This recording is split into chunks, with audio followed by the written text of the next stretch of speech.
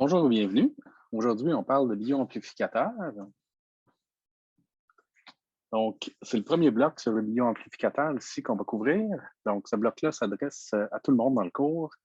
Les GEL, les GIF, les IFT et les GPH. Et il y aura un deuxième bloc sur les bioamplificateurs qui sera destiné dans le fond, tous ceux qui sont inscrits au cycle supérieur, deuxième, troisième cycle, à part ceux qui sont en IFT. Et ce bloc numéro 2 sur les amplificateurs sera couvert à l'examen. Et les notes, donc, ne seront pas couvertes dans cette capsule-ci, mais les notes vont être disponibles sur le site Internet très, très bientôt pour consultation. Donc, voici un aperçu du cours d'aujourd'hui de cette capsule sur les bioamplificateurs. Donc, on va regarder un petit peu au début les principes de mesure des biopotentiels. On va regarder ensuite les métriques. Il va y avoir un glossaire des termes importants dont on va se servir, qu'on va couvrir, qu'on va pouvoir retrouver dans le glossaire au début.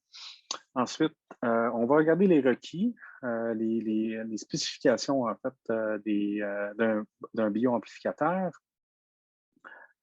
Et donc, il va y avoir ensuite un volet qui va couvrir les problèmes pratiques, les problèmes qu'on rencontre fréquemment dans le milieu pratique quand on utilise un bioamplificateur. Et donc, ça comprend les problèmes de distorsion de fréquence, de saturation et de distorsion, les ground loops, les artefacts, que ce soit les artefacts de mouvement ou les artefacts causés par d'autres sources qui causent des transitoires. Les interférences électriques aussi qui sont problématiques quand on veut mesurer des biopotentiels de faible amplitude. Et aussi, bon, toutes les autres sources d'interférences qu'on va couvrir. Et on va regarder aussi plusieurs trucs finalement pour atténuer leur effet dans le bioamplificateur, dans le système d'instrumentation. Ensuite, on va regarder plusieurs exemples réalisés avec des COTS, en fait, des Component off the Shelf, donc des bioamplificateurs construits à l'aide de composants électroniques discrets qu'on peut retrouver sur le marché facilement. Donc, le principe de mesure ou d'instrumentation, de mesure de biopotentiel, donc ici, en fait, la fonction de base d'un bioamplificateur, c'est de prendre un signal habituellement d'amplitude faible qu'on va mesurer, ça peut être un signal bioélectrique, qu'on va mesurer avec des électrodes, avec un capteur, un signal physiologique. Et donc, l'idée, c'est ça, c'est le signal habituellement est susceptible au bruit, donc de faible amplitude. Donc, il va falloir extraire le signal, c'est-à-dire le capter, l'extraire du bruit ou l'amplifier, en fait, et le filtrer, OK, pour l'extraire du bruit ambiant. Et donc, appliquer un traitement de signal analogique, OK, comme on a vu la capsule précédente. Donc, ça va être de l'amplifier, le filtrer. Et pour enlever tous les artefacts de bruit qui pourraient masquer le signal ou empêcher de pouvoir utiliser le signal à des fins d'analyse précises. Donc, une fonction importante du bioamplificateur, en plus d'amplifier, de filtrer, dans le fond, ça va être d'isoler la charge, donc la charge qui va être les appareils, les composantes électroniques qui vont être utilisées, par exemple, pour numériser le signal ou le back-end qu'on appelle un peu pour afficher le signal, le sauvegarder dans tous les modules électroniques.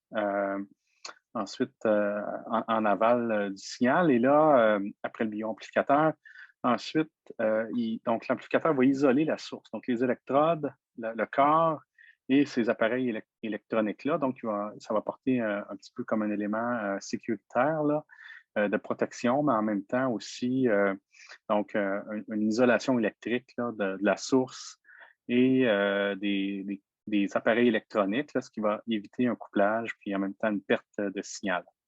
Donc, le meilleur exemple, c'est par exemple quand on utilise un suiveur de tension. Le suiveur de tension, finalement, permet d'isoler la source d'une charge, OK? Et donc, une charge, ça peut être une probe, d'atténuer le signal d'intérêt, déjà qui habituellement, au niveau des signaux bioélectriques, physiologiques, donc ça va être des signaux de très faible amplitude habituellement. Et la plupart des amplificateurs de biopotentiel qu'on va voir, et, habituellement, on parle d'amplificateurs de voltage, puis de tension, mais aussi, donc on peut manipuler d'autres quantités, comme on peut amplifier des courants, évidemment, ou des puissances, dépendamment de l'application qu'on va regarder. Donc, en fait, au niveau des considérations de design, quand on va faire la conception, donc évidemment, on va s'intéresser à, il va falloir que l'amplificateur fournisse une bonne amplification, une amplification adéquate pour porter le signal à une tension, une valeur assez élevée pour pouvoir bien le numériser avec un décibel qui va comporter un nombre de bits fini. Et aussi, il va falloir aussi qu'il n'amplifie pas trop non plus pour ne pas faire saturer la sortie de l'amplificateur. Il va falloir qu'il y ait une bande passante appropriée qui présente de la faible distorsion. Okay? On ne veut pas apporter des non-linéarités, de la distorsion dans le signal, c'est sûr. On veut avoir une bonne qualité de signal, très bonne qualité de signal. On veut une impédance d'entrée élevée, en fait, pour faire conférer l'isolation dont on parlait. Ça va prendre une impédance d'entrée élevée. Il ne faut pas qu'il y ait des courants qui puissent rentrer à l'intérieur de l'ampli. Donc, ensuite, il faut avoir un bruit intrinsèque très faible pour ne pas masquer le signal, pour ne pas détériorer la qualité et avoir bénéficié d'un nombre de bits élevé avec la numérisation. Ensuite, il va falloir aussi que l'amplificateur de biopotentiel puisse rejeter l'interférence ambiante très fortement. Donc, comme on parlait du taux de rejet du mode commun, il va falloir avoir un super taux de rejet du mode commun dans notre bioamplificateur. D'habitude, les signaux physiologiques vont être très bruités. Ensuite, ça va prendre une bonne stabilité en fonction de la température. Il ne faut pas que les caractéristiques de l'amplificateur changent non plus en fonction de la température. Et donc, il ne faut pas que non plus des fluctuations, des tensions d'alimentation influencent trop les performances non plus. Et évidemment, il faut que le système d'instrumentation, le bioamplificateur, soit sécuritaire, très sécuritaire pour le patient et les utilisateurs.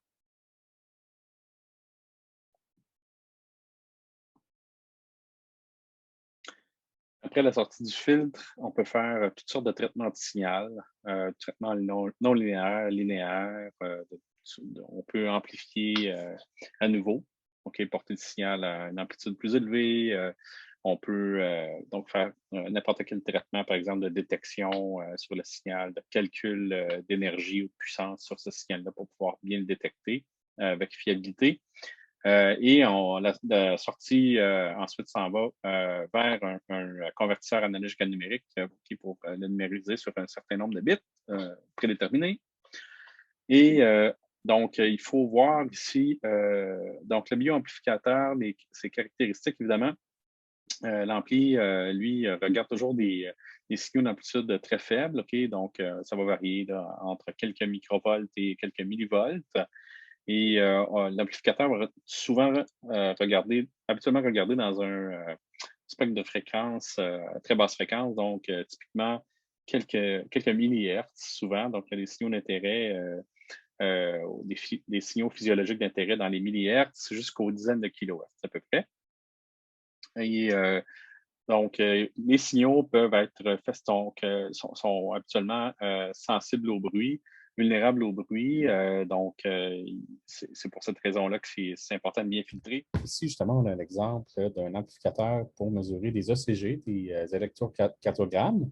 Donc, qu'est-ce que ça comporte, cet amplificateur-là? C'est le schéma d'un bioamplificateur typique. Ici, on voit que ça comprend vraiment plusieurs blocs importants. Donc, par exemple, ici, ça commence ici. Si on regarde au début de la chaîne, on a les électrodes. OK, donc donc le travail de l'amplificateur du bioampli, c'est de bien interfacer ces électrodes-là, OK, de façon sécuritaire. Et donc, justement, on va avoir des sécules de protection, OK, typiquement, qui vont séparer les électrodes de l'équipement électronique. Donc, s'il arrivait un problème, par exemple, ou s'il y avait, on utilisait un équipement de défibrillation cardiaque, par exemple, où là, il y aurait une bonne quantité de charge qui était injectée, par exemple, dans le corps, dans les tissus, dans le patient, et il ne faudrait pas que ça endommage les appareils de lecture. ou pour toute autre raison. Donc, il va y avoir des circuits de protection qui vont protéger les entrées de l'amplificateur pour pas qu'ils soient endommagés et qu'ils puissent ensuite même être dangereux pour le patient. Ensuite, il va y avoir typiquement plusieurs câbles connectés à l'entrée de l'ampli, puis il va falloir sélectionner souvent parmi un ensemble de connexions, qu'est-ce qu'on envoie, quelle connexion, quel site de mesure, quel électrode on envoie pour l'amplification dans le système. Et là, on a la fonction d'amplification ensuite qui suit proprement dite. Et bon, qu'est-ce qui est connecté à la sortie d'amplificateur? Donc là, normalement, on va donner un gain à l'amplificateur, puis on va filtrer en même temps. On va délimiter la bande passante à l'aide de l'amplificateur. Donc, typiquement, il va y avoir un filtre à l'intérieur, au moins d'ordre 1 ou 2. OK? Et donc, ça va permettre de limiter la bande passante, de diminuer le bruit aussi, l'interférence qui va passer au travers de l'ampli, puis se rendre en même temps plus loin dans la chaîne d'acquisition. Ici, donc on parle ici de right leg electrode, driven right leg circuit. Donc ici, qu'est-ce que ça, on va voir ça un peu plus tard dans la capsule, mais ici, ça va être une fonction de mise à la terre ou mise à la masse du corps. OK? On va voir, donc il va falloir grounder, entre guillemets, le corps quand on va faire une lecture avec l'équipement.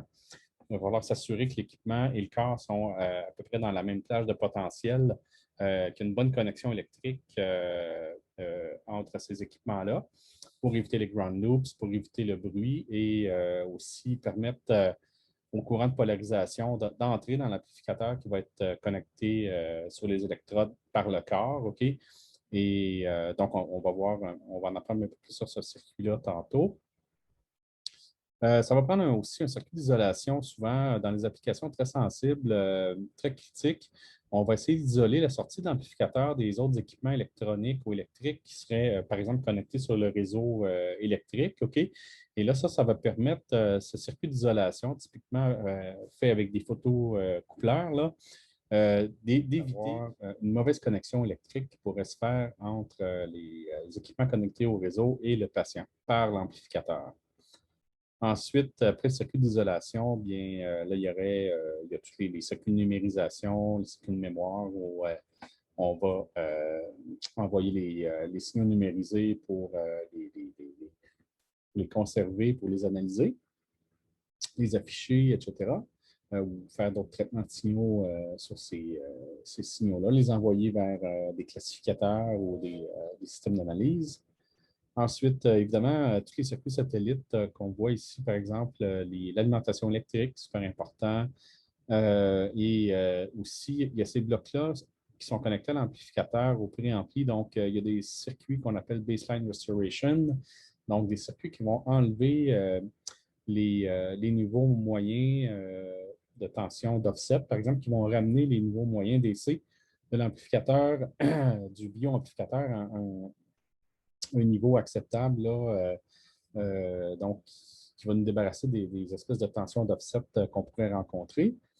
Et aussi, ben, souvent, il va y avoir des circuits de calibration là, pour ajuster les imperfections des électrodes, par exemple. Les électrodes vont souvent apporter des tensions d'offset, donc certaines imperfections. Donc, on va pouvoir calibrer aussi l'amplificateur. Évidemment, il va y avoir, dans la chaîne d'acquisition, on va habituellement retrouver un microcontrôleur qui va contrôler la conversion analogique à numérique, la calibration et ces choses-là. Là. Donc, on retrouve ça ici aussi. Ici, bon, on retrouve notre graphique qui illustre, donc, d'un côté, en grec, on a l'amplitude à peu près de nos biopotentiels. Donc, bien, ce graphique-là, un petit peu les défis du bioamplificateur qu'on va avoir à concevoir pour traiter les biopotentiels d'intérêt. Par exemple, ici, sur l'axe des Y à gauche, donc on voit un petit peu les gains qui vont être nécessaires pour pour bien amplifier les signaux biopotentiels d'intérêt. Donc, évidemment, les signaux les plus forts, si on peut dire, ou d'amplitude plus élevée, eux autres, on va avoir besoin de gains plus modestes, là, 10, 100, OK? Mais à mesure qu'on tombe avec des signaux plus faibles, là, comme les potentiels extracellulaires ici qu'on a, là, les potentiels d'action extracellulaire ou, par exemple, les électro-oculogrammes ici, les EEG aussi. Donc là, on va tomber, on va avoir besoin de gains pas mal plus forts, d'ordre de 1000, 10 000 même, même 100 000 si on veut amplifier, par exemple, les ENG ici. Donc, les potentiels qu'on va retrouver sur les nerfs périphériques, okay, qu'on peut enregistrer, par exemple, avec des électrodes COF, comme on avait vu. Donc, là, on se situe vraiment dans des amplitudes très faibles. Et donc, ça donne une bonne idée des amplitudes, des gains, des bandes passantes que devrait rencontrer le bioamplificateur pour adresser la plupart des biopotentiels rencontrés. Et justement, au pire, on voit ici au niveau du produit gain bande passante. Donc, le pire cas, en fait pourrait nous donner un gain de 100 000 ici pour un électroneurogramme avec une bande passante quand même assez étendue, là, ici de 10 kHz. Donc, on aurait besoin dans ce cas-là d'un produit gain bande passante de 1 GHz là, ou de 1 giga. Donc, ce qui est très élevé, ce qui pose quand même des défis là, vraiment de conception pas évidents. Ici, on a les métriques importantes et le glossaire, donc des termes importants là, quand on fait la conception d'un bioampli. Évidemment, la bande passante, le gain, OK, donc un gain, ça va être un gain de tension positif, donc une quantité positive en dB habituellement, ou en volt par volt pour des amplis de tension. Ça se peut qu'on parle d'atténuation aussi des fois, surtout quand on va filtrer ou quand on va parler de mode commun. Donc là, on va vouloir avoir une atténuation plutôt qu'un gain. Donc, une atténuation, c'est un gain négatif, si on peut dire, en dB. OK? Donc, le signal va diminuer au lieu d'augmenter. Ensuite, au niveau du input preferred noise, donc le bruit référé à l'entrée, donc, le bruit dans un amplificateur est toujours mesuré à la sortie, évidemment, de l'amplificateur. On ne peut pas le mesurer avant l'amplificateur parce que le bruit provient de l'intérieur. Et c'est plus commode aussi de mesurer à la sortie de l'amplificateur parce qu'il y a un gain, donc le bruit, le signal est plus fort. C'est plus facile à mesurer, évidemment. Mais on va souvent utiliser un bruit référé à l'entrée pour pouvoir comparer ce bruit-là directement avec les signaux d'entrée. Ça va vraiment donner, on va pouvoir comparer l'amplitude des signaux avec l'amplitude du bruit, le bruit référé à l'entrée. Donc, ça va vraiment nous donner une idée de la performance d'ampli, est-ce qu'il est adéquat pour amplifier les signaux qu'on veut. Là. Donc, ça va vraiment être commode de faire ça. Donc, ce qu'on va faire pour calculer le bruit référé en entrée, ben, si on a des puissances moyennes, on va diviser la puissance moyenne de sortie par le carré du gain, puis on va obtenir la puissance moyenne du bruit d'entrée, OK, référé à l'entrée. Sinon, si on a une valeur RMS ou une densité de bruit en volts par racine d'hertz, souvent, on va revenir avec cette unité-là, mais on va diviser la densité seulement par un gain de tension pour obtenir la densité de bruit d'entrée. Ensuite, évidemment, le rapport signal-bruit, qui est une métrique extrêmement importante. Donc, on va, par exemple, typiquement regarder, on va calculer le SNR. Donc, on va prendre le bruit, l'amplitude ou l'amplitude en tension ou en puissance du signal d'entrée. On va le diviser par la puissance ou la tension du bruit. OK? Et là, en ce moment-là, on peut calculer le SNR en dB. Là. On peut prendre des signaux de différentes unités, tension, puissance, valeur RMS. Il suffit toujours, dépendamment si on manipule des tensions ou des puissances.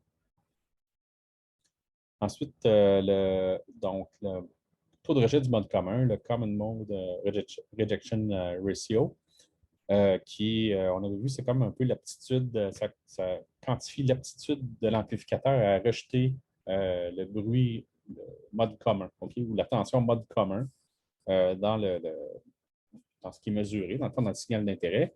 Donc, on a vu que l'amplificateur, lui, possède un terminal positif et un terminal négatif. Donc, le bruit mode commun, lui, va se retrouver en quantité égale sur les deux terminaux. Okay? Et là, l'amplificateur, lui, va faire la différence entre ses entrées. Si tout est bien balancé, si tout est idéal, bien, à ce moment-là, on voit qu'on peut rejeter le mode commun de cette façon-là, en amplifiant une composante différentielle qui serait différente, elle, sur les deux entrées. Donc, ça serait cette composante-là différentielle, c'est notre signal d'intérêt d'entrée.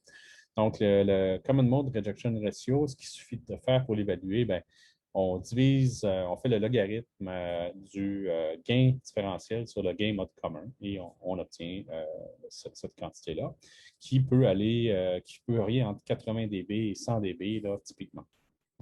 Ensuite, la gamme dynamique ou la plage linéaire du bioamplificateur qu'on mesure pour une distorsion maximum d'1% à peu près.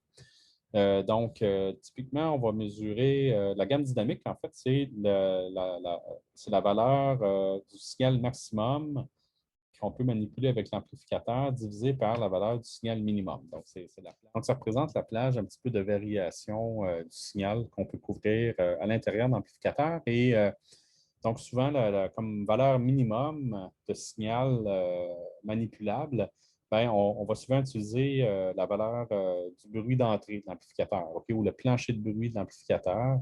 On va pouvoir calculer ça, évaluer ça. Et on va dire que c'est vraiment la plus petite quantité. La plus petite quantité qu'on peut manipuler avec l'amplificateur, c'est une tension qui serait juste un petit peu plus élevée que le plancher de bruit. OK? Donc, ce serait le VS-min ici. Et le VS-max, comment on va le trouver? Bien, des fois, on peut dire, OK, c'est la valeur juste avant d'arriver à la saturation de la sortie de l'amplificateur. OK? On peut l'évaluer comme ça. Donc, la valeur située juste avant la saturation. Ou on peut dire, on peut se donner un critère sur la qualité de signal parce que plus la valeur du signal d'entrée va être élevée, plus il va y avoir de la distorsion habituellement dans l'amplificateur. OK? Parce que donc, l'expression de tension va être limitée un petit peu, puis donc, on va subir un petit peu de distorsion à mesure qu'il va être plus fort. Puis, on peut donner un critère, dire, OK, VS max, ça va être la valeur du signal jusqu'à temps qu'on ait à peu près 1% de distorsion, OK, pas plus. Donc, on peut donner des critères différents, mais c'est souvent utilisé le critère à 1%.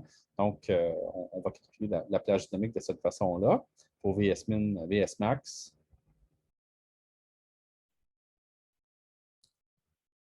Ensuite, d'autres caractéristiques importantes, évidemment, il va falloir que notre amplificateur ait une impédance d'entrée très élevée pour fournir une bonne isolation. Donc, souvent, on va parler d'une impédance d'entrée d'au moins 10 MB, là, puis habituellement, ça va être beaucoup plus élevé que ça. Là, on va parler de plusieurs gigaohms d'impédance d'entrée.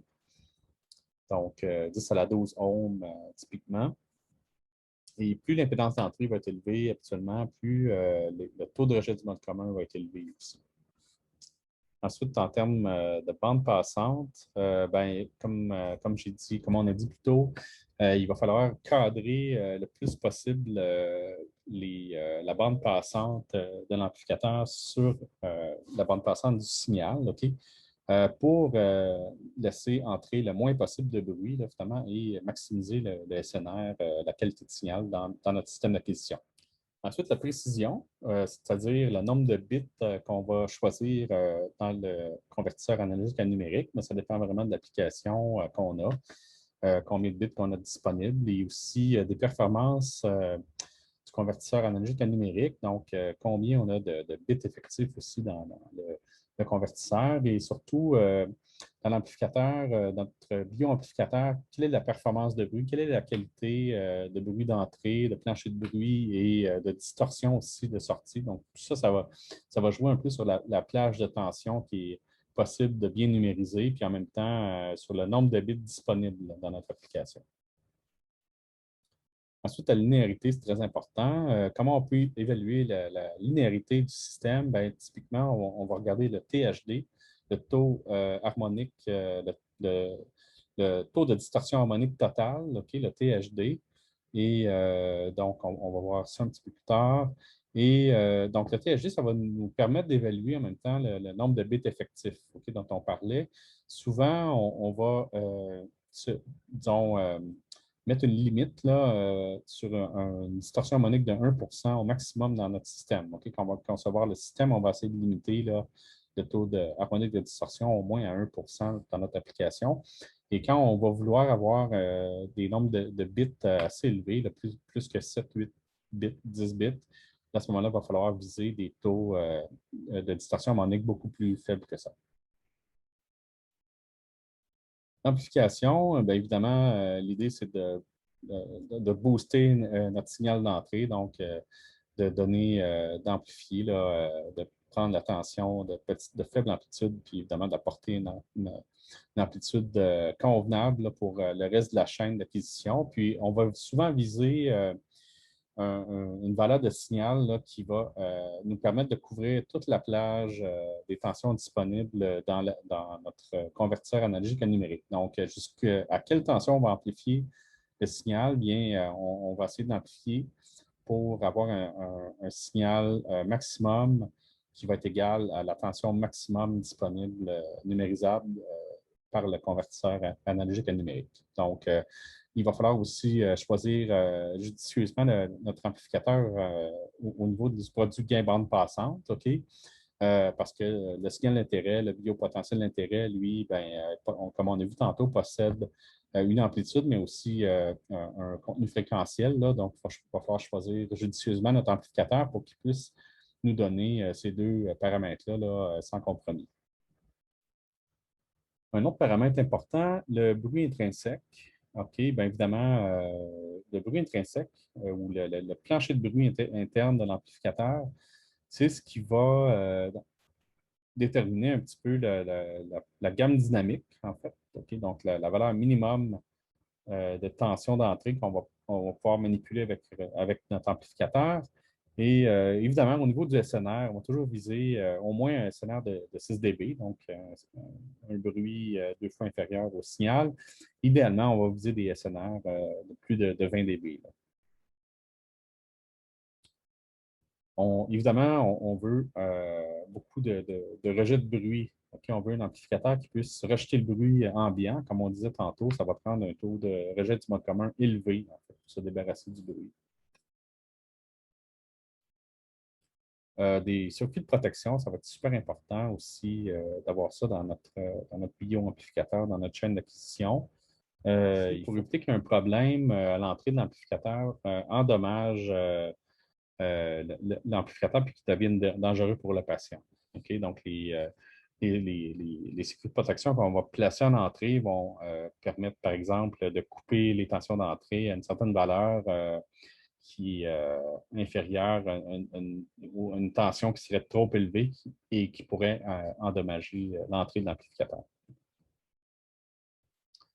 L'impédance de sortie, ben, comme avec tout amplificateur de tension, on va vraiment concevoir l'ampli, choisir une impédance de sortie la plus faible possible, OK, pour éviter tout couplage dans une charge. Et la calibration, bien, souvent, ça va être important. Là, justement, ça va être une étape importante dans l'utilisation de l'ampli. Puis, il va falloir soit prévoir ben, des circuits numériques et des circuits analogiques qu'on va pouvoir aussi ajuster avec un système numérique là, lors d'une phase préalable à l'utilisation de l'ampli. On parle maintenant de bruit référé à l'entrée aussi en particulier. Qu'est-ce que c'est le bruit? C'est le bruit ici qui est produit par l'électronique d'instrumentation. Donc, le bruit qui est produit à l'intérieur des amplificateurs par les éléments électroniques, comme les transistors, les résistances, les composants passifs, tous les chemins résistifs, dans nos amplificateurs, dans notre électronique d'instrumentation. Et c'est principalement, il y a deux sortes de bruit principalement qui est produit par l'équipement électronique. Du bruit thermique, qui est un bruit blanc gaussien, qui est principalement produit par tous les chemins résistifs, tous les éléments qui comportent des résistances, comme les transistors, des résistances physiques dans des circuits. Et il y a un autre bruit aussi qui est qu'on appelle bruit 1 sur F ou flicker noise. C'est un bruit qui est situé en basse fréquence et lui, c'est différent du bruit thermique, du bruit blanc. Lui, il y a un profil différent en fréquence du bruit blanc. Donc, lui, le bruit blanc ou le bruit thermique, si on commence avec celui-là, Ben, il y a un profil, quand on regarde le bruit en fréquence, dans le domaine des fréquences, on regarde son amplitude aussi, la densité de puissance du bruit ici, sur l'axe des Y. Bien, quand on regarde ensuite l'axe des X là, sur les fréquences, on voit que normalement, le bruit blanc, lui, gaussien, va avoir la même puissance partout sur tout l'axe des fréquences. OK? Si on ne le filtre pas, normalement, le bruit blanc va avoir une puissance constante partout dans le spectre des fréquences. Alors, le bruit 1 sur F ou le flicker noise, lui, c'est différent. Il y a un profil, c'est une espèce de pente négative en fréquence. OK? Donc, la puissance est plus importante aux basses fréquences, puis ça décroît. La puissance du bruit 1 sur F est moins importante en haute fréquence. OK? Elle décroît. C'est pas négligé non plus. Donc, l'important, c'est sûr que c'est très concentré en basse fréquence. Donc, quand on regarde le bruit sur une bande passante assez large, le bruit 1 sur F souvent contribue moins que le bruit blanc. OK? Quand on fait une intégration sur toutes les fréquences pour trouver la puissance moyenne, on va y revenir, mais il ne faut pas le négliger parce que souvent, bien, nos amplificateurs sont utilisés pour des signaux physiologiques en très basse fréquence. Donc là, ça a un impact beaucoup plus fort à ce genre de bruit-là, souvent dans ces applications-là. Et donc ici, on est en train de regarder une densité de voltage de bruit. En fait, ici, donc, on voit l'échelle, c'est des volts par racine ou racine carrée d'hertz. C'est un peu bizarre, puis cette unité-là, mais c'est très utilisé dans les spécifications techniques, on va toujours le rencontrer. Donc, ici, si on se concentre sur le graphique qui est là, donc, ce qu'on a vu ici, c'est qu'on avait deux sortes de bruits combinés. Ici, dans le fond, ce qu'on voit sur ce graphique-là, c'est la sortie mesurée du bruit d'un amplificateur. Donc, on a branché les entrées d'un amplificateur à la masse et on mesure sa sortie. Et là, ce qu'on constate, ben, c'est ce qu'on voit. En fait, les tensions qu'on voit, c'est le bruit. Et là, on a fait une transformée de Fourier sur ce bruit-là. Et on voit la composante 1 sur F en basse fréquence. OK? Et à un moment donné, il y a comme un plateau ici. Donc là, ça serait dû au bruit 1 sur F, au bruit thermique, au plancher de bruit thermique qui est constant en fréquence. Et évidemment, euh, donc, lui, l'amplificateur n'a pas une bande passante infinie. On l'a vu dans les limitations quand on a regardé le bloc sur les circuits électroniques, les circuits d'interface, la capsule et le bloc court précédent, numéro 5. Bon, donc, l'amplificateur lui comporte une réponse en fréquence sur un passe-bas. Donc, on voit justement ce pôle-là là, qui est ici, le bruit est filtré par l'amplificateur opérationnel. Ce qui est ici, c'est le bruit, dans le fond, le bruit d'instrumentation. Donc, ça, c'est l'appareil de mesure, en fait. Donc, on voit que son bruit beaucoup plus faible là, que le bruit de l'amplificateur qui est mesuré ici. Okay? Donc, ici, ça peut être un analyseur de spectre très précis, là, très bas bruit. Les pics qu'on voit ici, c'est un pic qui a 60 Hz qui est ici. Il y a toujours du bruit, un petit peu du couplage électromagnétique dans les équipements. Et surtout, sont reliés, sont alimentés par le réseau électrique. Puis on voit ce 60 Hz-là ici, cette sinusoïde-là, avec ces harmoniques ici. Donc, on voit les deux composantes de bruit qui dans le fond, se combinent ici, là, et qui se superposent. Et donc, ça, c'est ça. C'est ce qu'on regarde ici. C'est typique quand on va mesurer le bruit d'un amplificateur. On va dire on mesure son bruit référé à l'entrée. Donc, on va donner cette courbe-là de densité. Et donc, c'est un voltage par racine d'hertz. Donc, c'est vraiment un point mesuré pour une fréquence en particulier. C'est un spectre. Donc, on dit que c'est input referred, donc c'est référé à l'entrée parce que, évidemment, on mesure à la sortie avec l'équipement, on mesure à la sortie de l'amplificateur, mais on aime bien rapporter les valeurs mesurées à l'entrée, c'est-à-dire qu'on divise par le gain de l'amplificateur, OK? Et on fait comme on avait fait avec nos sources d'imperfection comme les tensions de décalage DC, OK? On avait pris ces sources-là d'imperfection, on les avait rapportées à l'entrée de l'amplificateur comme une source d'entrée, OK? À part. Et on avait dit, OK, voici la source d'erreur, c'est une source à part, et ensuite, voici l'amplificateur idéal. On va analyser ensuite l'impact de cette source de bruit-là sur l'ampli. Donc, c'est exactement ce qu'on fait ici. On considère le bruit comme une espèce de source d'imperfection externe. On va ajouter en avant de l'amplificateur. Et ensuite, en faisant ça, on va être capable d'évaluer l'impact de ce bruit-là qui est produit par l'amplificateur en question sur plusieurs configurations du même amplificateur. Donc, plusieurs configurations, ça veut dire configuration inverseuse, configuration non inverseuse, donc différentes configurations boucle fermée, par exemple. Et donc, c'est comme ça qu'on va faire, ça va être très efficace. Et évidemment, le bruit ici, c'est une densité de bruit. Donc, si on veut réfléchir en termes de tension de bruit ou en termes de bruit temporel, là, un petit peu là, comme ici, OK? On voit maintenant le bruit mesuré avec un oscilloscope. Là, l'échelle, ben, c'est des millisecondes, là. Et on voit l'échelle ici en X, c'est les millisecondes. Donc, on est sur une échelle temporelle. Et ensuite, l'axis Y, c'est des tensions, OK? Donc, c'est des microvolts. Donc, on a mesuré un bruit à la sortie. On a fait l'input referred en divisant par le gain de l'ampli. Et là, typiquement, un bruit comme ça, là, on parle de quelques microvolts de bruit, là, OK?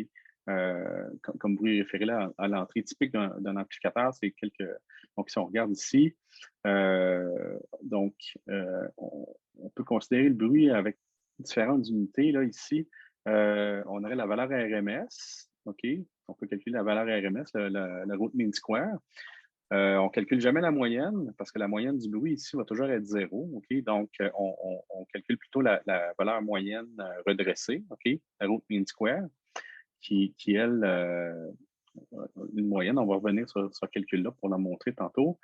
Et on regarde aussi souvent le bruit crête à crête, en fait. OK? Donc, c'est ça qui va nous intéresser aussi parce que, donc, le bruit crête à crête, donc, c'est ça ici, les pics les plus grands, là, on les voit, là, donc, sont situés à peu près ici au pointillé. C'est ce qu'on va voir à l'œil quand on va regarder le bruit à l'oscilloscope. Et en même temps, ben, c'est avec ça qu'on peut comparer notre signal, en fait, avec cette valeur-là pour voir est-ce que le bruit il est du même ordre que notre signal. Si oui, bon, ça ne va pas bien. Il va falloir essayer de concevoir un meilleur amplificateur ou augmenter le signal pour pouvoir l'amplifier avec une bonne qualité. Donc, le lien entre la valeur RMS et la valeur crête à crête, typiquement, si on possède la valeur RMS, il suffit de la multiplier par 8, à peu près, 7, 8, 9. OK, et on va arriver là, à peu près en faisant. Les valeurs, donc, les valeurs de tension de bruit tomberont à l'intérieur de ce 8 fois la valeur RMS 98% du temps.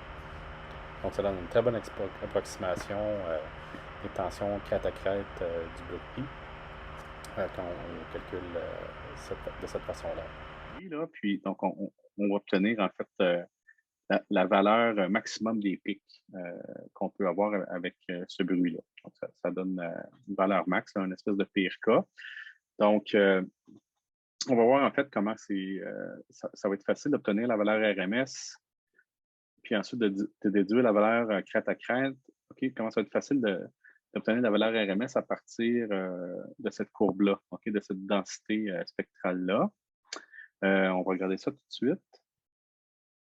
Donc, avec ici, donc, notre graphique, même graphique qui est là, lui nous donne une densité, une tension, OK, par racine d'Hertz, donc point de tension mesuré.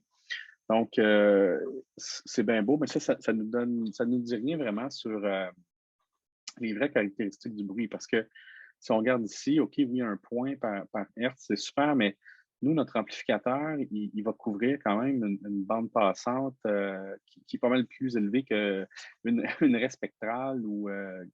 Donc, si on veut évaluer le bruit correctement dans un amplificateur, il va falloir faire l'intégrale, en fait, sur ces courbes-là, sur la courbe de densité. Donc, il va falloir faire l'intégrale. Par exemple, si notre amplificateur, lui, disons qu'on a un amplificateur de CG qui a une bande passante de 0 Hz, disons, à 100 Hz ici ou 200 Hz. OK? Bien, pour connaître, pour évaluer le bruit en fait, qui va sortir de l'amplificateur, il faut faire l'intégrale sur toute cette portion-là. OK? Donc, on voit la courbe, on a la courbe, et là, pour calculer la valeur du bruit moyen ou de la puissance moyenne de bruit, OK, et éventuellement de la valeur RMS, il va falloir calculer, faire l'intégrale sur toute cette portion-là sur la bande passante. Donc, c'est très simple parce que ce qu'il suffit de faire, donc, pour calculer la puissance moyenne, ça va être de prendre la valeur ici de densité de puissance, de l'élever au carré et de multiplier par la bande passante, tout simplement. OK? Donc ici, en fait, Vn carré, si on se situe sur la courbe 1 sur F, bien évidemment, il y aurait une variable ici à considérer. Ça serait un petit peu compliqué. Si on assume qu'on a seulement du bruit thermique, okay, qui est constant en puissance, ou si on fait cette approximation-là, okay, c'est tout à fait justifié souvent, là. Donc, si on a une bande passante qui est plutôt en plus haute fréquence, donc on peut faire une hypothèse que le bruit thermique est dominant. Et là, on va prendre la constante. Ici, par exemple, on prendrait peut-être 10 fois 10 à la moins 8 à peu près ici, là, comme puissance, ici, comme densité de puissance, OK? Constante de bruit, de plancher de bruit. Puis pour notre application ECG, on pourrait ensuite faire l'intégrale de cette valeur-là sur peut-être, c'est ça, 10 Hz ou 0 Hz même à 100. Et là, on prendrait le carré de 10 fois 10 à la moins 8 ici, fois cette bande-là, 0 à 100, fois 100 Hz. Et on obtiendrait notre puissance moyenne. Puissance moyenne de bruit. Donc, la puissance moyenne de bruit, bien, éventuellement, on peut l'utiliser pour calculer des SNR, un paquet de choses. Ça ne parle pas beaucoup, OK, en instrumentation parce que habituellement, on veut amplifier des voltages, des tensions, des biopotentiels, OK, de la bioélectricité. Donc, c'est vraiment une tension qu'on veut enregistrer. Donc, ça va être préférable de prendre la puissance moyenne puis de passer avec des unités en volts.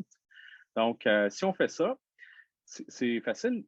Pour trouver la valeur RMS en volts, il suffit de faire la racine carrée de la puissance moyenne. OK? Donc, dès qu'on a la puissance moyenne, bien, à ce moment-là, ça donne une indication du bruit total sur une bande passante donnée. Donc, une bande passante qui est déterminée par la bande passante de l'ampli. OK? Ensuite, quand on a calculé cette puissance moyenne-là, bien, on peut faire la racine carrée ici et on obtient tout de suite la valeur RMS. La valeur RMS, si on la multiplie par 8,9, on a une indication de la valeur crête à crête du signal. Ensuite, on peut prendre cette valeur-là, calculer un SNR en fonction des tensions crête à crête qu'on veut, de biopotentiel qu'on veut enregistrer. OK? Donc, quand on a la valeur RMS, à ce moment-là, après, c'est facile de faire des comparaisons avec les signaux qu'on va enregistrer puis s'assurer que le bruit est assez faible, petit, comparativement aux signaux d'intérêt, OK, pour qu'on puisse les amplifier correctement. La valeur RMS aussi est facile à trouver ici, disons, directement. On peut prendre donc la valeur de plancher de bruit qu'on avait tantôt, 10 fois 10 à la moins 8 volts par racine d'hertz, OK? On a déjà des volts, donc il suffit de multiplier ici par la racine carrée de la bande passante, donc la racine carrée de 10 ici, OK, de 100. On multiplie par la racine carrée de 100, 100 qui était notre bande passante, OK, et on obtient en fait directement notre valeur RMS du bruit, OK? Et ici, il faut juste spécifier que cette valeur RMS-là, donc, comme on a pris ici une densité input prefer noise pour faire notre calcul, donc référé à l'entrée, qui avait déjà été divisé par un gain de l'ampli. Alors, alors ici, ben, la valeur RMS qui résulte de ça, c'est aussi une valeur RMS du bruit référé à l'entrée. OK?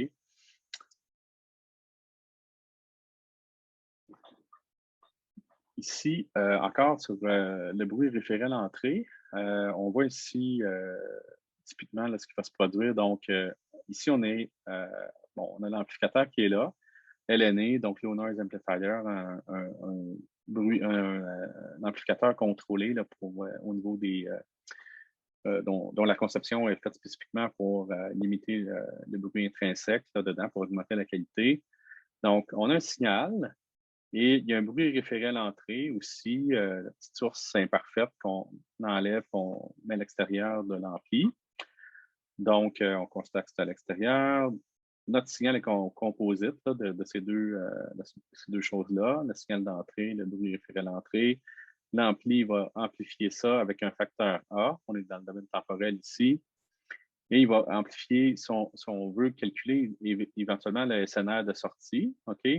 Ben, ensuite, on pourra considérer que l'ampli a amplifié le signal d'entrée et le bruit, OK?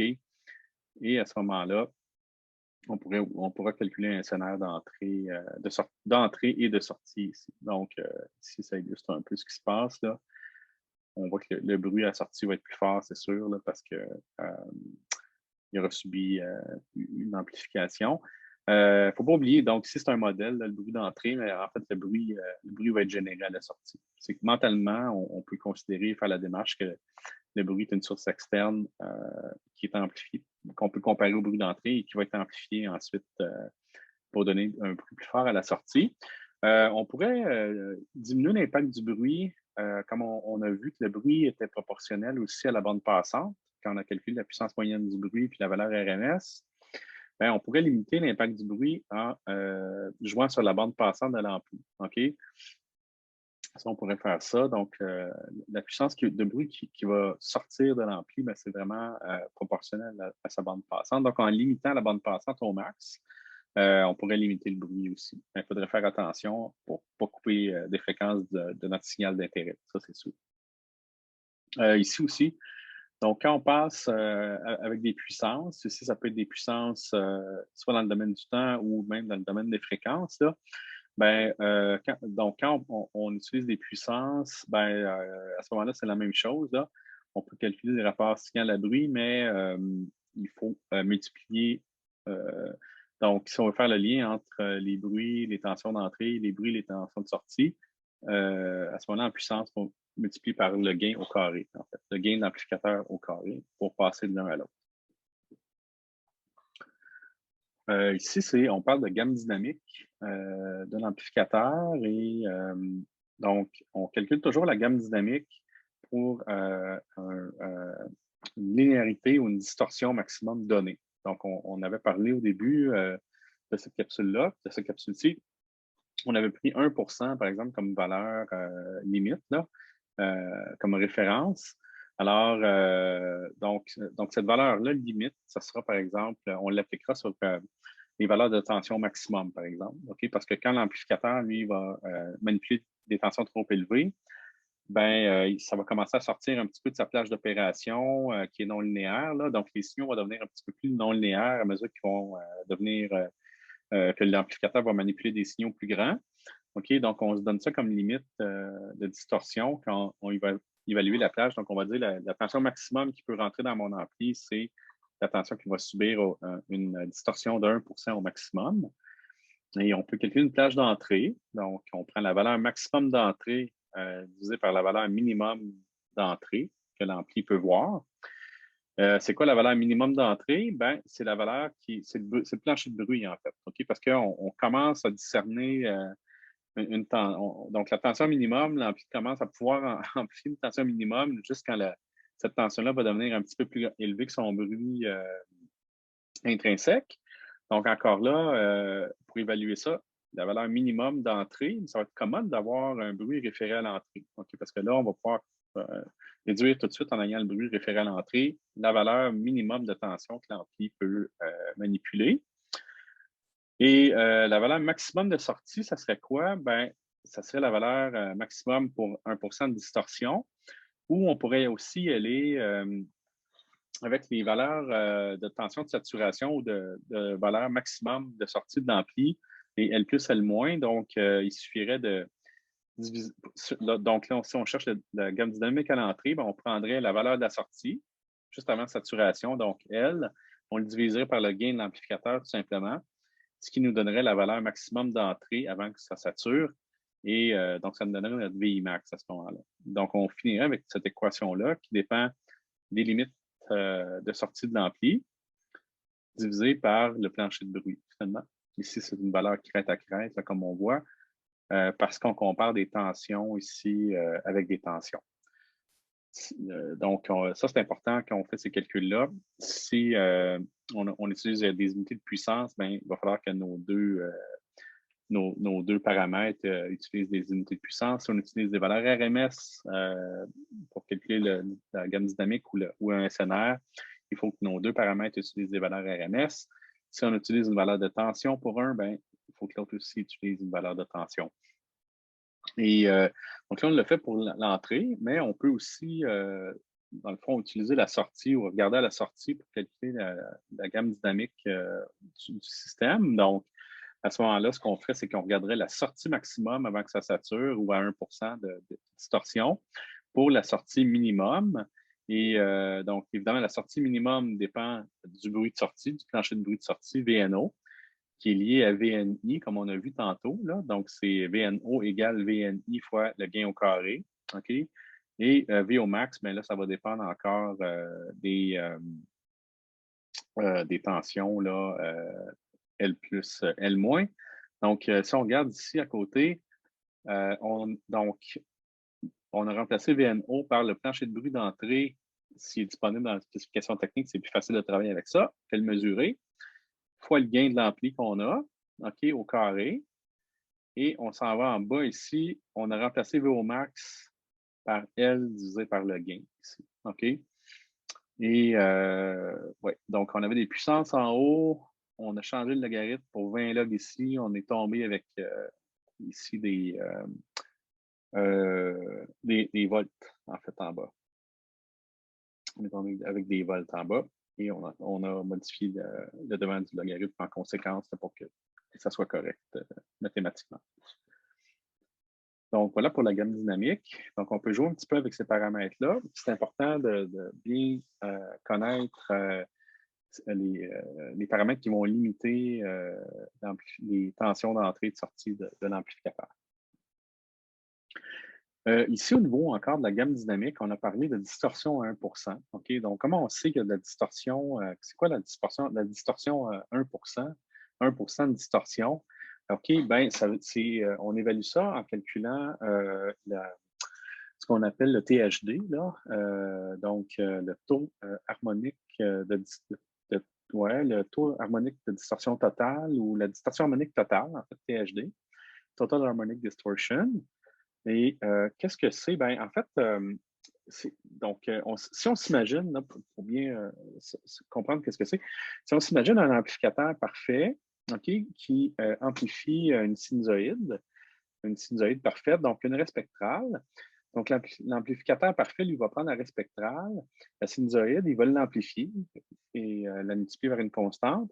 Et à la sortie, ben, il y aura seulement qu'une plus grosse amplitude, une sinusoïde d'amplitude plus élevée. OK, mais on a toujours une raie spectrale. En réalité, ce qui se passe, c'est que l'amplificateur, lui, il a une caractéristique, un gain non linéaire. Donc, la sinusoïde qui rentre, la raie spectrale qui rentre, quand elle sort, il reste une fondamentale et des harmoniques, en fait. OK? Donc, la sinusoïde, en fait, qui va rentrer, parfaite, elle va sortir un peu amochée, OK, moins ronde, tout ça. Alors, c'est vraiment comme si il va y avoir des harmoniques dans notre signal qui vont suivre cette fondamentale-là ici. Donc là, l'idée avec le taux d'harmonique, la distorsion harmonique totale, c'est de dire, OK, maintenant, à la sortie, j'ai toujours ma fondamentale, mais c'est quoi l'importance de ces harmoniques-là? Il y en a-tu beaucoup? Si l'amplificateur est très mauvais, on peut s'attendre à avoir beaucoup d'harmoniques, des harmoniques de très haute puissance à la sortie, OK, très proche de la puissance de la fondamentale. Si l'amplificateur est très, très bon, bien, on va avoir des petits pics de rien. OK? Donc, à ce moment-là, l'idée du THD, c'est de mesurer la contribution, la puissance de ces harmoniques-là, de tous les additionner ensemble et de diviser par la puissance de la fondamentale. Okay? Donc, ça donne une sommation un peu des erreurs, de l'erreur divisée par la fondamentale. Ça nous donne ensuite une valeur qui est proportionnelle à l'importance de de la puissance de ces harmoniques-là comparativement à celle de la fondamentale. Donc, c'est ça le calcul ici. On peut faire aussi un calcul semblable avec le Signal to Noise and Distortion. OK? Donc, le SNDR, donc, c'est encore plus complet comme évaluation des imperfections, des distorsions, des limites de l'ampli, d'un ampli, parce que non seulement ça prend en considération les distorsions, OK, mais ça va prendre en considération aussi le bruit, le plancher de bruit, la puissance du bruit thermique qu'on a. Donc, ici, l'idée, ça serait de dire, OK, là, le calcul est différent.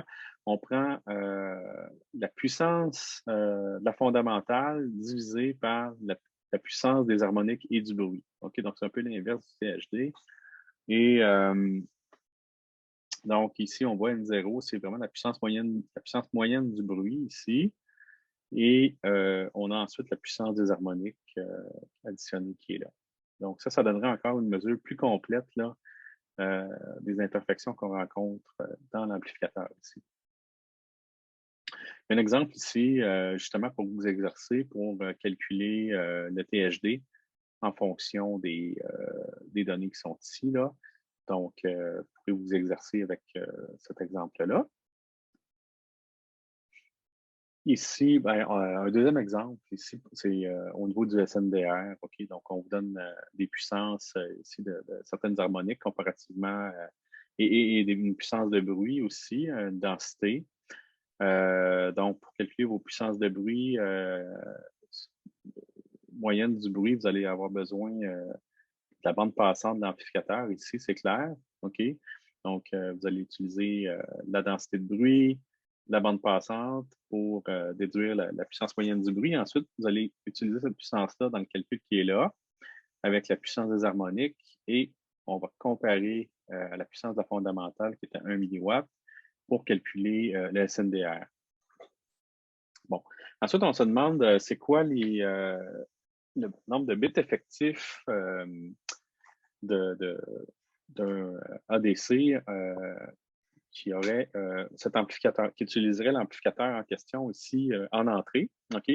Donc, l'amplificateur génère un bruit, un plancher de bruit. Est-ce que ce bruit-là est assez intense pour masquer les bits, certains bits, certains niveaux du ADC qui est utilisé juste après? OK? Ça, donc, si oui, ben, donc le nombre de bits effectifs ne sera pas égal au nombre de possibilités ou au nombre de bits théoriques. OK?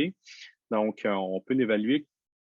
On va avoir une façon d'évaluer le nombre de bits effectifs à partir du SNDR plus tard qu'on va voir, là, qui va être très commode. Là. OK, maintenant, on va regarder un petit peu les problèmes qu'on rencontre fréquemment, là, un peu les problèmes pratiques en instrumentation, là, vraiment, quand on va faire la conception d'un bioamplificateur. On va le tester un peu sur breadboard ou sur PCB. On va mesurer ses caractéristiques dans un environnement contrôlé. On va mesurer son bruit de sortie, son bruit référé à l'entrée, son taux harmonique de distorsion, sa distorsion harmonique totale. Donc, un paquet d'affaires, sa consommation, mais ensuite, quand on va arriver pour l'utiliser pour vrai, avec des signaux différentiels, avec là, il va y avoir un paquet de problèmes comme, en fait, les problèmes qui sont ici, là, de distorsion de fréquence, de saturation, des ground loops, des artefacts de mouvement, des artefacts électromagnétiques, en fait, qu'il va falloir un peu combattre pour avoir une bonne qualité de signal avec notre ampli. Donc, on va regarder un petit peu ces éléments-là maintenant. Donc, la distorsion de fréquence, OK, c'est très simple. Donc, c'est comme si,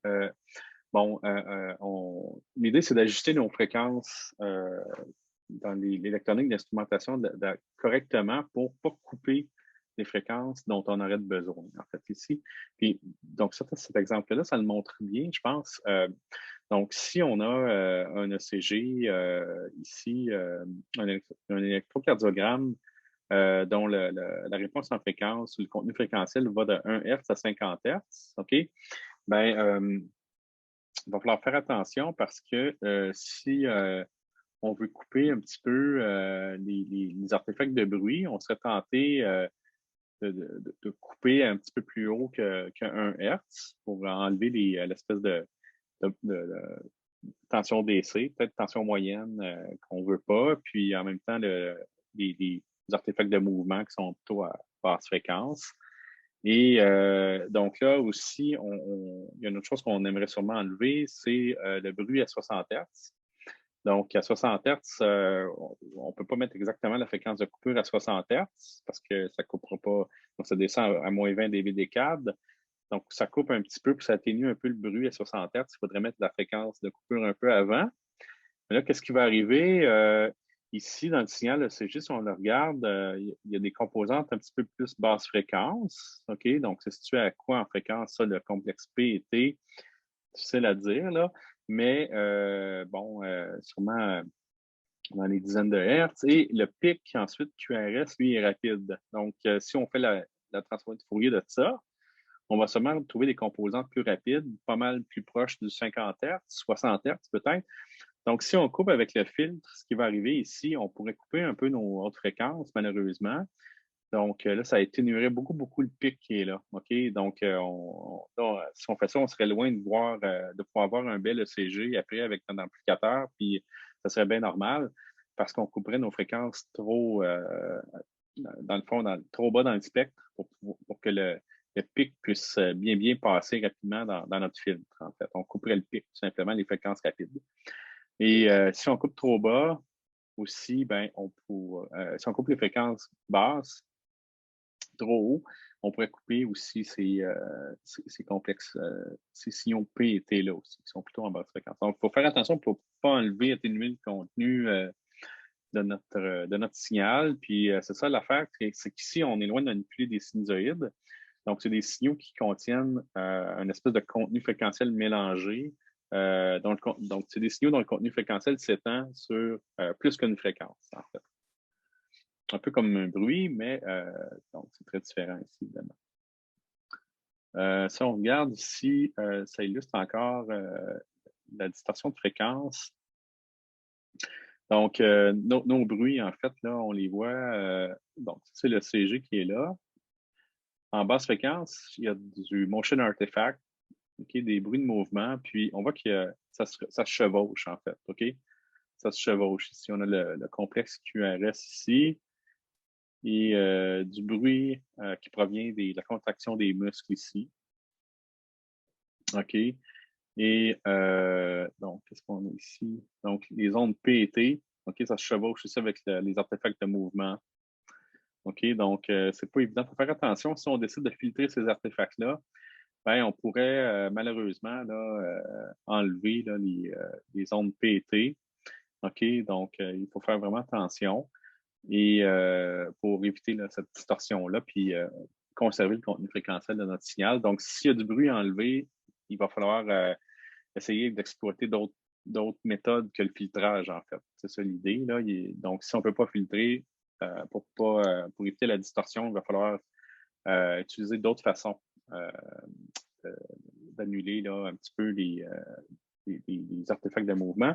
Puis une de ces façons-là, ben, on a vu des amplificateurs différentiels avec taux de rejet de mode commun. Ça va être vraiment une bonne façon de procéder. La saturation, ça, on l'a vu déjà dans la capsule précédente, dans les cours précédents. Puis, donc, ici, ben, c'est ça, c'est très simple, évidemment. Donc, la sortie d'amplificateur, elle, est limitée. OK, c'est sûr, une fréquence bien spécifique, là, les fameux L+, L-.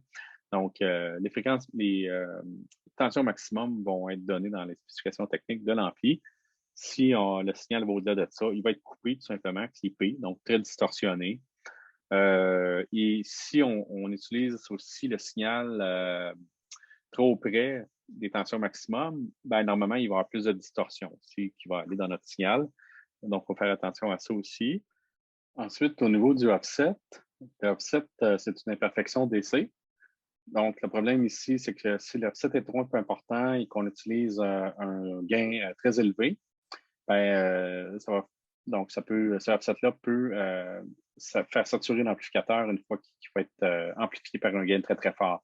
S'il ne fait pas saturer l'amplificateur, il peut être assez important, en tout cas, pour gaspiller une bonne portion de la plage en changeant la valeur moyenne du signal de sortie. OK? Donc, en poussant le signal amplifié à la sortie vers des tensions moyennes élevées, là, finalement, dans la plage de sortie, et assez élevées, là, justement, pour compresser un peu le signal dans le haut de la plage, là où l'amplificateur n'est plus tellement linéaire, en fait. Donc, ça pourrait avoir ces conséquences, ces mauvaises conséquences.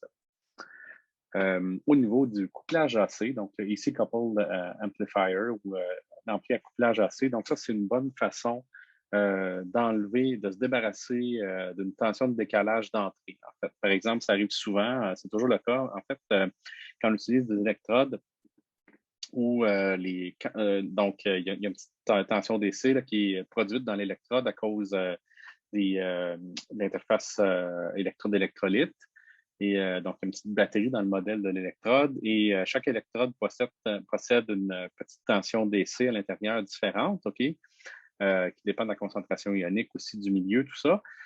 Donc, quand l'amplificateur voit ça, il essaye, lui, d'amplifier un signal qui provient de deux sources de signal où les tensions DC ne sont pas tout à fait les mêmes. L'amplificateur essaie de faire la différence entre ces deux tensions DC-là. Il subsiste une petite différence, donc qui se traduit avec comme une espèce d'offset d'entrée, finalement une tension de décalage d'entrée. L'amplificateur possède un gain élevé pour amplifier le signal faible physiologique. Donc, ce qui se produit, c'est que l'offset va faire saturer l'amplificateur éventuellement si le gain est trop grand ou va déplacer le signal dans le haut ou le bas de la plage pour là où c'est moins linéaire. Donc, on peut utiliser des couplages AC comme ça. Donc, ici, le couplage AC, c'est un réseau de résistance. Là. On copie le même réseau de résistance sur les deux entrées et ça fait office de filtre passe-haut, dont la fréquence de coupure est située ici à 1 sur 2 pi RC. OK, la valeur du condensateur et de la résistance multipliée. Et là, le danger ici, c'est que ces valeurs-là ne sont pas tout à fait identiques. Et une autre chose aussi, donc, c'est ça. Souvent, on a des applications où la fréquence de couplage AC doit être située très, très basse pour éviter de fréquence, de distorsion de fréquence, comme on a vu tantôt, éviter de couper du signal. Donc, là, à ce moment-là, on peut devoir réaliser des constantes de temps ou des fréquences de coupure très basses. Donc, qui sont difficiles à réaliser avec les éléments, les valeurs de condensateur ou de composants passifs qu'on a sous la main. Le problème le plus important aussi avec ça, c'est le fait qu'on vient débalancer l'entrée ici. Donc, on vient débalancer les impédances, l'impédance d'entrée. Donc, avec notre amplificateur d'instrumentation qui est ici, on avait réussi à avoir une impédance d'entrée très élevée. Ici, on va voir que ça va vraiment maximiser le taux de rejet du mode commun plus tard, OK? Et ça va nous débarrasser du bruit efficacement. Malheureusement, quand on vient mettre des réseaux RC comme ça, on vient complètement changer l'impédance d'entrée de notre amplificateur, OK? Ici, il y a des électrodes, il y a une source résistive qui va venir se connecter à chaque entrée. Et donc, cette source-là va se coupler avec la résistance d'entrée qui est ici. Des fois un peu différemment dans les deux réseaux parce que la résistance ne sera jamais identique.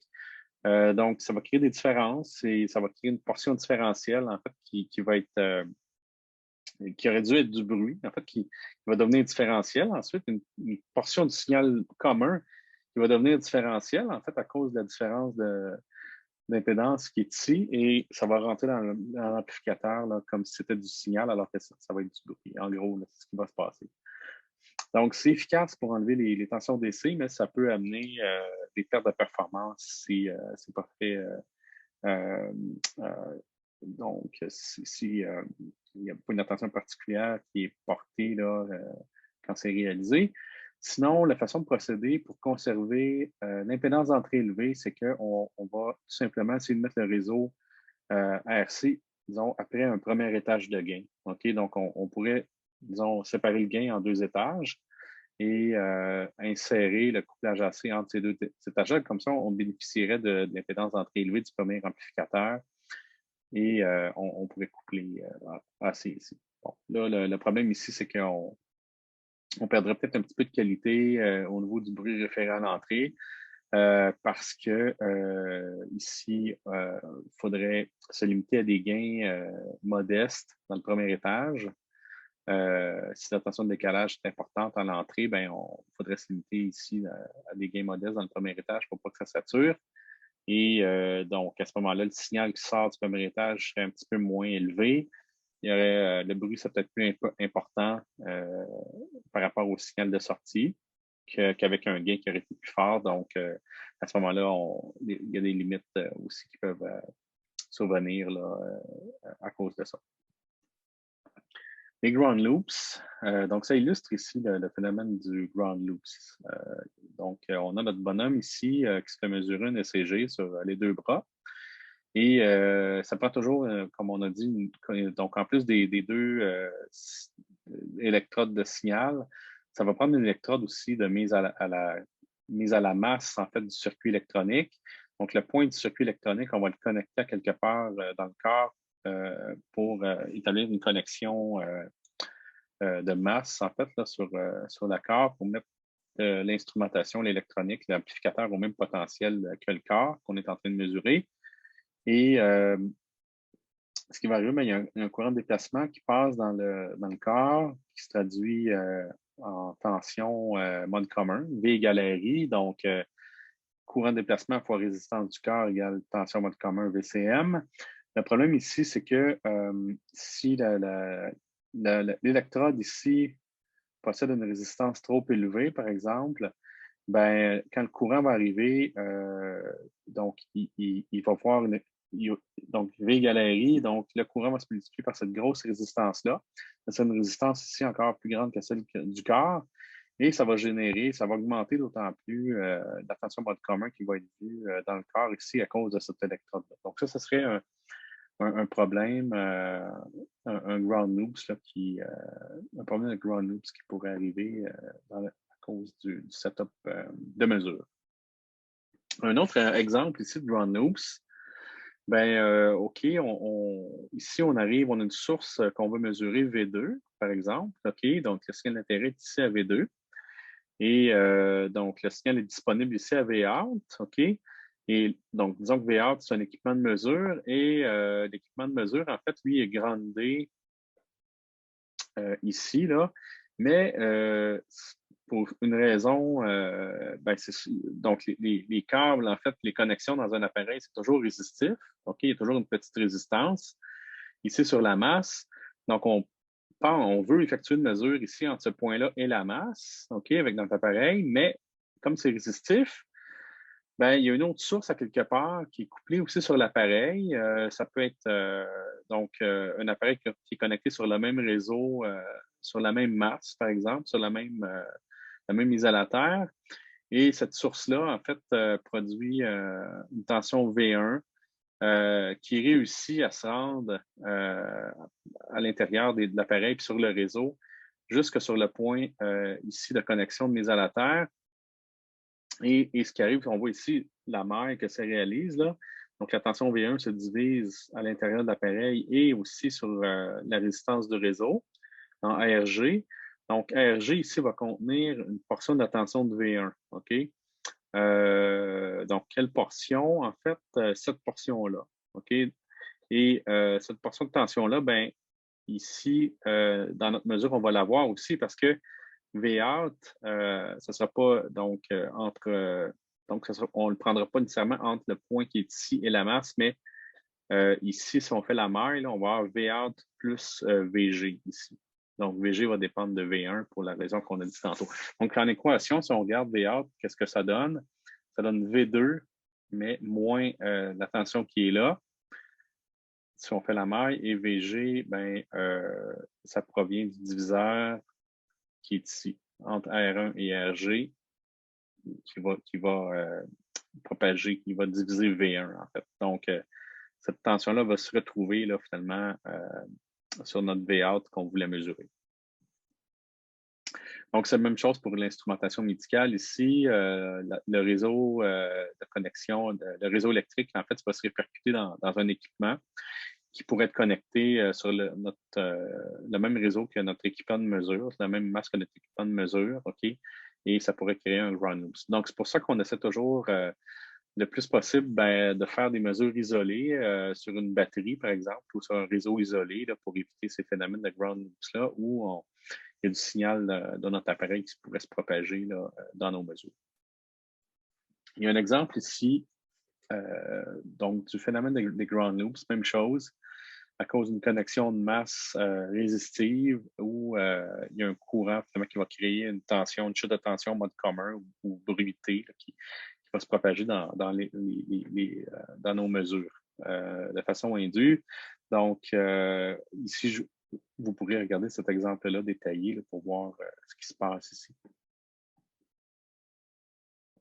Le phénomène des circuits ouverts, donc des lead wire, open lead wire, donc vous avez des câbles d'entrée. Avec un ECG, on peut avoir plusieurs câbles d'entrée. Puis, donc, tout à coup, donc ces câbles-là sont connectés à une électrode.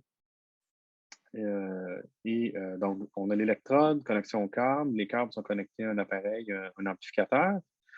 Et là, tout à coup, l'électrode se déconnecte ou le câble à la base de l'appareil se déconnecte. Les entrées de l'amplificateur deviennent flottantes. OK? Et là, quand ça devient flottant, la tension flottante, ben là, ça peut être influencé, cette tension-là. C'est haute impédance. En fait, l'amplificateur, lui, possède des entrées haute impédance. Donc, si on enlève la connexion, le fil ou à l'électrode, on se retrouve avec un circuit ouvert à l'entrée de l'amplificateur à haute impédance. En haute impédance, et là, n'importe quelle fluctuation électromagnétique ou électrostatique va faire varier, en fait, va produire une espèce de quantité de charge, de courant qui multiplie par la forte impédance d'entrée va générer des tensions qui vont varier un peu n'importe comment. Et donc, avec une entrée d'amplificateur ouverte, quand l'amplificateur possède un très fort gain, il suffit juste d'approcher des fois, de créer une espèce d'interférence électromagnétique en bougeant ou électrostatique en approchant sa main.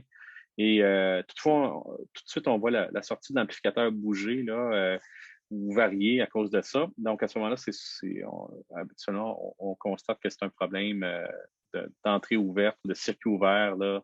On sait que l'entrée de notre amplificateur est en haute impédance puis que les électrodes sont complètement déconnectées. Donc, connaissant ce phénomène-là, on peut s'en servir aussi pour détecter la validité des connexions à l'électrode dans un amplificateur. En fait, okay? Donc, c'est fait, par exemple, dans le produit qui est ici. Là, et donc, ça, c'est pratique pour savoir si on mesure un bon signal ou si on mesure rien parce que les électrodes sont déconnectées. Les artefacts électriques de transitoires, donc, on est dans une situation d'urgence et là, il y a une défibrillation cardiaque qui doit être effectuée, une stimulation cardiaque où il y a un pacemaker qui est à l'œuvre et on enregistre un ECG. Là, il y a une stimulation électrique qui est délivrée sur une électrode qui est près du cœur pour le remettre en marche, disons. Alors là, tout de suite, ce qui va arriver, c'est que ça va créer une grande transitoire. L'amplificateur, lui, va avoir un échelon de tension à son entrée. Donc, il faut s'imaginer qu'on a un pacemaker qui est en train de monitorer les battements cardiaques. Et là, quand il va de l'arythmie ou un problème, si le cœur arrête, il va envoyer un plus de tension vraiment pour régulariser les battements. OK? Et momentanément, il faut faire attention parce que ça crée une transitoire. Donc, le capteur de monitoring des ECG dans notre pacemaker va complètement saturer. Et là, ça peut créer ce problème-là où il va y avoir un temps de recouvrement du capteur trop long. Donc, l'amplificateur va saturer pendant un certain temps et ça va prendre du temps avant qu'il retrouve son niveau normal. Interne, c'est le niveau de tension normaux internes. Et pendant un certain temps, on n'aura plus accès à l'ECG. On ne pourra pas monitorer, par exemple, si le pacemaker a envoyé son pulse de tension correctement, quel est l'état du cœur. OK, on ne connaîtra plus l'état du cœur, on n'aura plus accès aux ECG à cause de transitoire qui a été causé dans l'ampli du long temps de recouvrement. Donc, ça, il y a des techniques pour rendre ce temps de recouvrement plus court là, à l'intérieur de l'ampli. Les circuits de protection, on avait parlé déjà de l'importance des circuits de protection au début de la capsule et ça illustre ici plusieurs sortes de circuits de protection. L'idée, donc, qu'est-ce qu'on veut protéger? On veut protéger l'amplificateur, surtout ici avec ces circuits-là, pour éviter qu'ils s'endommagent et ensuite qu'ils deviennent dangereux aussi pour le patient ou qu'ils soient endommagés et qu'ils ne puissent plus faire son travail. OK? Donc, ici, on a les entrées, par exemple, de 3 câbles CG, OK? Donc, la connexion de masse puis la connexion deux bras. Les connexions deux bras, en fait, la connexion ARL, right leg, c'est ça, la connexion de masse. Puis ici, on aurait différents leads, là, différents câbles dédiés ECG là, qui sont annotés comme ça, qui sont utilisés pour la mesure ECG là, avec les différentes techniques qui sont détaillées dans les références Webster là, au chapitre correspondant. Là, je pense que c'est 5 ou 6. Et donc, ça, ces résistances-là, ça serait des résistances de limiteurs de courant là, qu'on va connecter comme ça directement sur l'entrée, sur les entrées de l'ampli, en série, en fait, avec l'entrée. Donc, ici, ça ne viendra pas dégrader l'impédance d'entrée de l'amplificateur de cette façon-là parce que la résistance est en série avec la résistance de l'ampli. Donc, elle s'ajoute, la résistance placée comme ça, elle s'ajoute à la résistance d'entrée de l'amplificateur. OK? Ce n'est pas comme si on avait connecté de façon shunt, c'est-à-dire si on avait connecté une résistance ici entre ce point-là et la masse, c'est différent. Et ce que ça fait, c'est que quand ici, il y a une décharge électrostatique, ici dans le câble d'entrée, il y a un courant instantané qui va passer, là, rapide, qui va passer, puis en passant, V égale RI, donc ça va créer une chute de tension, OK, et ça va éviter que le courant se propage jusqu'à l'entrée de l'amplificateur, créer une tension élevée et fasse briser les entrées. Okay? Donc, ça va limiter le courant qui va pouvoir se rendre jusqu'à l'amplificateur ici, là, donc des pics de courant qui seraient causés par des décharges électrostatiques. Ici, c'est des limiteurs de tension. Donc, ici, oui, on limite le courant, mais ici, on limite les tensions aussi. Donc, ce serait des ponts de diode, comme ici, là, comme on a. Donc, avec cet arrangement-là de pont de diode, ici, on sait que si la diode est polarisée avant, c'est-à-dire que si elle possède une tension plus positive ici en haut et plus négative en bas, la diode conduit. Donc, à un moment donné, et ça prend une tension de diode, c'est-à-dire qu'il faut que cette tension-là soit supérieure souvent à 0,7 ou à 1 volt. Là. Donc, quand ça va être le cas, si la tension est trop élevée ici, la diode va conduire, OK, et ça va court-circuiter la tension d'entrée. Okay? Donc, ça va limiter la tension d'entrée à une tension maximum. La tension ne pourra plus augmenter parce qu'il va y avoir un court-circuit créé par la diode, en fait. OK?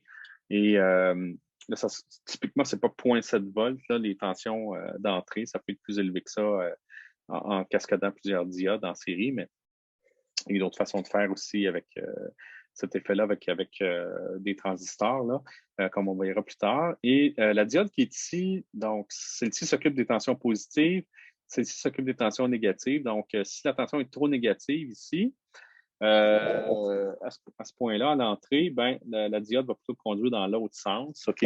Et ce qui va arriver, c'est qu'elle va connecter typiquement la masse 0 à ce point-là. Et à ce moment-là, la tension ne pourra plus aller plus bas là, ici que moins 0,7 volts, par exemple, là, qui est une tension de diode à ce niveau-là. OK? Donc, ça, c'est vraiment pour clipper, pour limiter les tensions d'entrée.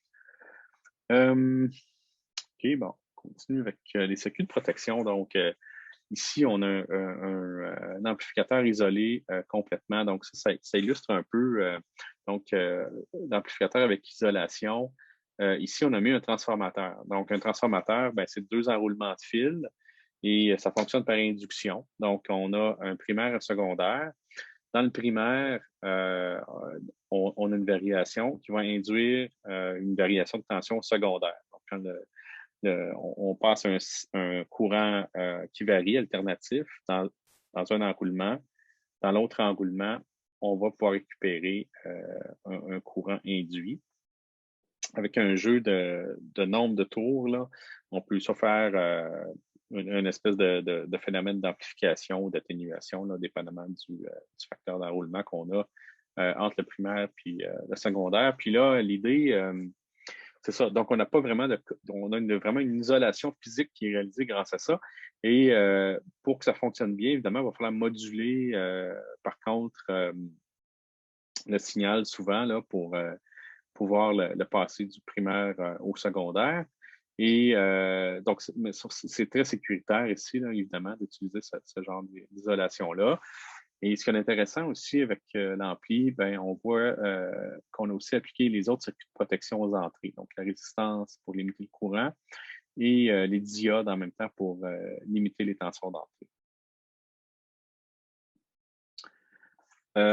Bon, ici, on voit encore les deux variantes du système d'isolation. Donc, d'un côté, on a le modulateur au primaire. Donc, on va prendre le signal amplifié, OK?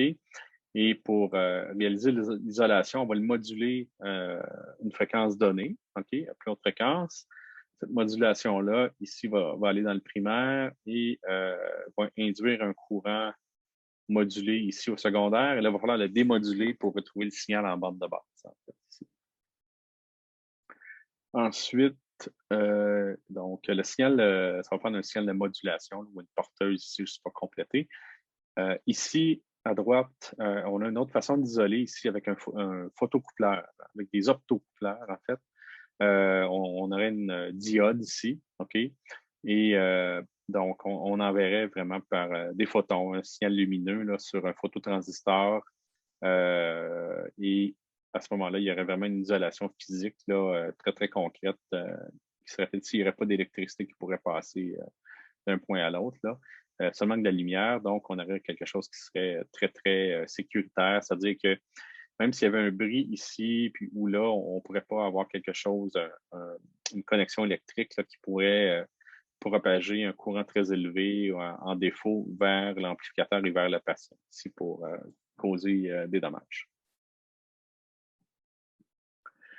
L'interférence des dispositifs électriques externes, donc ça, c'est la principale source avec le bruit intrinsèque là, de bruit, d'impact sur la qualité des amplificateurs, une source d'impact sur la qualité des amplificateurs. Puis, évidemment, l'interférence externe, ben, la pire qu'on va avoir, là, ça va être celle du réseau électrique là, qui est omniprésent partout dans nos buildings. Et là, à l'extérieur, donc, ce réseau électrique-là fonctionne à 60 Hz ici, en Amérique du Nord. Puis, donc, on a une sinusoïde à 60 Hz qui passe partout dans la maison. Et à ce moment-là, donc, il y a du couplage, il y a de l'interférence électromagnétique ambiante à 60 Hz qui va se coupler, en fait, dans nos cœurs, entrer par nos extrémités, qui va créer un courant de déplacement. Se multiplier par la résistance interne du corps, générer une tension en mode commun à 60 Hz qui peut entrer dans nos équipements et aussi même se coupler pardon, directement dans les fils, les composants électroniques des équipements, OK, par induction. Donc, il va falloir redoubler d'ardeur pour diminuer, là, réduire au maximum l'impact de ces interférences-là. Il y a aussi beaucoup de trafic là, à différentes fréquences avec le Wi-Fi, le Bluetooth, etc. Mais souvent, ces fréquences-là sont quand même à 2-3 ordres de magnitude plus élevés que les signaux qu'on regarde, des signaux physiologiques, okay, dans les dizaines de kilohertz. Donc, souvent, on est correct. L'interférence des télécommunications, souvent, est moins pire, là, beaucoup moins pire, en fait, que celle d'interférence à 60 Hz là, à plus basse fréquence. Les autres sources d'interférence, les artefacts de mouvement, quand vous mesurez un ECG, tout à coup, la personne se met à bouger, les électrodes bougent, les concentrations ioniques changent. Alors, on voit tout de suite ça dans la sortie de notre amplificateur parce que les artefacts de mouvement vont être dans des fréquences qui vont chevaucher les composantes intéressantes fréquentielles de notre ECG. Les EMG, donc les autres signaux physiologiques, par exemple, qu'on ne veut pas mesurer ou qu'on... Une autre source d'interférence, c'est les autres signaux de biopotentiel ou physiologique du corps. Par exemple, vous voulez mesurer un ECG et tout à coup, là, il y a la personne bouge, OK, donc vous bougez, vous contractez des muscles, ça génère des EMG, des électromyogrammes, qui vont, donc une portion des fréquences qui se situe dans la même bande que l'ECG. Donc, un de ces biopotentiels-là peut devenir un bruit pour la mesure d'un autre biopotentiel. Les interférences électromagnétiques à 60 Hz ici, comme on a parlé, et la respiration aussi est en basse fréquence, un peu comme un bruit d'artefact de mouvement, dans le fond, là, qui va faire des oscillations lentes là, et quand même d'assez forte amplitude souvent. Donc, ça va aussi créer du bruit dans nos mesures.